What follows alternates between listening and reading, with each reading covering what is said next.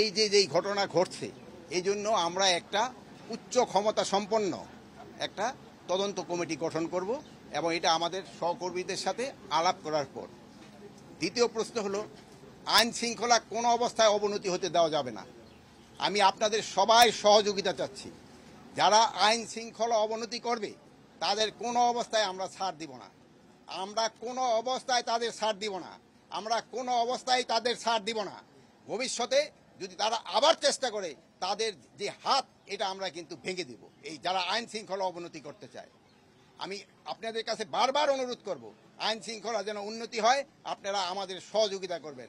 আমাদের আইন শৃঙ্খলার যে বাহিনীগুলি রয়ে গেছে তাদের সাথে সহযোগিতা করবেন, প্রশাসনের সাথে সহযোগিতা করবেন, জনগণকে বুঝাবেন যেন আইন শৃঙ্খলা পরিস্থিতি অটুট থাকে এবং ভালো থাকে এবং আস্তে আস্তে যেন আরও উন্নতি হয়, এই চেষ্টা আপনারা করবেন। আপনারা সব সময় আমাদের পাশে আছেন, ভবিষ্যতে আপনারা থাকবেন।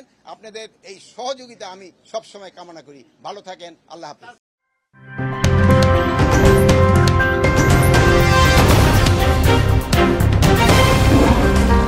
Voice of Tiger.